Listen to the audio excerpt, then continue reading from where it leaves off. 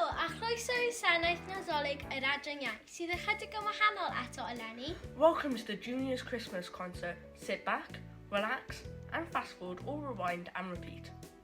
Mae wedi dod yn arferiad erbyn hyn I ni roi anrhegion i'n gilydd adeg y Nadolig. Giving presents at Christmas is a symbol of love, sharing and happiness. I love Christmas Eve, the anticipation, the excitement. What presents will be waiting for us in the morning? Dwi hefyd yn cario nos yn y Nadolig, fy molyn llawn cyffro yn edrych ymlaen at y dydd mawr, y bwyd a mwy na ddim yr anrhegion. Christmas morning is my favourite, guessing what's wrapped so beautifully underneath our Christmas tree. Noswyl Nadolig, cartref cynnes, can llwyth o dan. Parseli mawr, parseli man. Lluniau pet carolau llon. Noson hudol ydyw hon.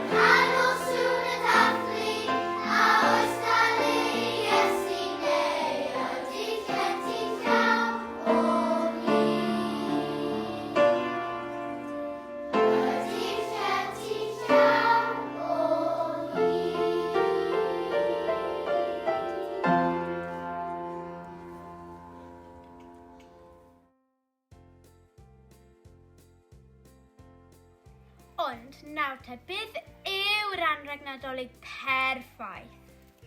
Let me think, the perfect Christmas present? Wel, mae plant Gwaun Y Nant wedi dod o hyd i'r anrheg perffaith. Wow, dyfer fi, hoffwn I weld hwn. Let's take a look at what our pupils at Gwaun Y Nant think is a perfect Christmas present.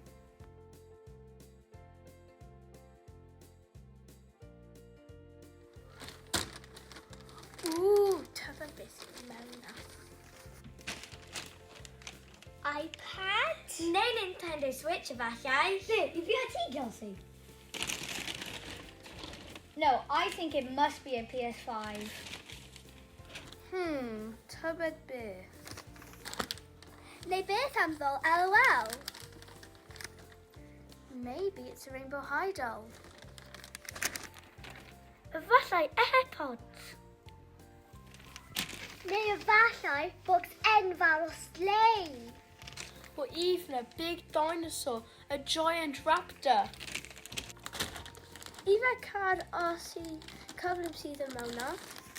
Neu kit newydd tîm Lerpwl. Oh yeah, fysa hyn yn wych. You have your headset? It must be Lego. Neu hyd yn oed llyfr Harry Potter. Or even J.K. Rowling's new book, The Christmas Pig. Beth am siocled? Does dim gwell na siocled. Blasus iawn.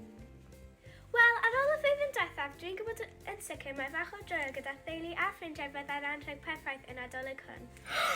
Totally! Finally, a party with family and friends would be the perfect Christmas present!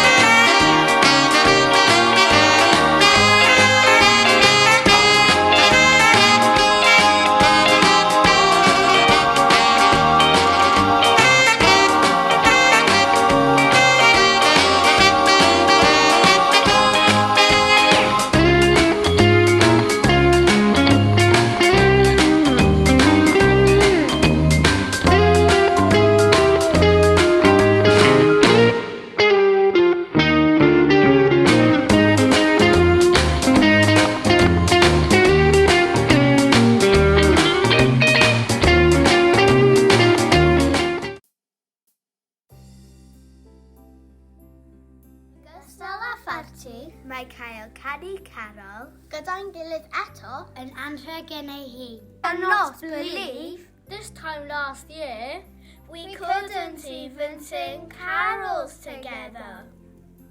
Ystyr y gair carol Yw canol Llawen.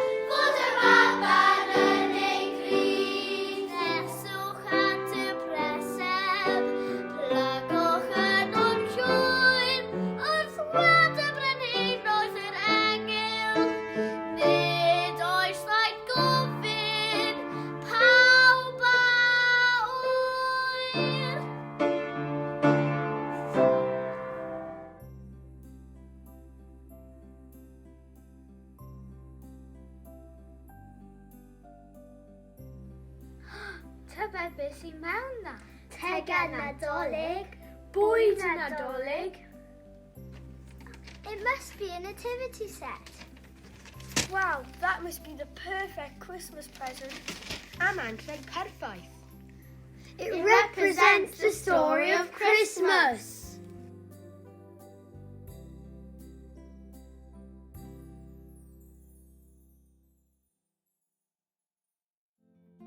Am bonus diw ei angel, a dref Nazareth at ferch ifanc o'r enw Mair. Yn adwad o fa angel. Paid â ofni Mair. Mae Duw wedi ddewis di i fod yn fam i'w fab ei hun. Bydd rhaid i ti alw'r baban yn Iesu. Ystyr fy enw mae Duw wedi dod i'n hachub ni. yr adeg yma. Penderfynodd ymerawdwr Rhufain gyfri faint o bobl yw ddynnu ymerodraeth. Gorchmynodd i bob un gofrestru yn y dref lle oedd ei deulu wedi ei eni. Felly, cychwynnodd Joseph o Nazareth yn y gogledd i dref ei deulu sef Bethlehem yn y de. Felly betawn ni ystyried stori gennym digwyddiadau. Fe ofodwyd Mair a Joseph deithio am filltiroedd ar filltiroedd. Rwy'n nhw'n wir yn ffoaduriaid. You can relate the story of lives to others today. How many people have we seen on the news who have been forced to flee from their homes miles and miles across the world? Just like Mary and Joseph were forced to leave their home. Roedd nhw ddigartref yn cyrraedd Bethlehem, bydd nifer o ffoaduriaid sydd wedi cyrraedd ein gwlad ni. Luckily, there was a kind innkeeper who gave them a place to stay. Wyddwch chi fel wnaeth y Urdd helpu i roi lloches i lawr y ffoaduriaid eleni? Yes, the Earth have shown great kindness finding a place for refugees to stay. Dwi'n teimlo'n lwcus ac yn ffodus iawn.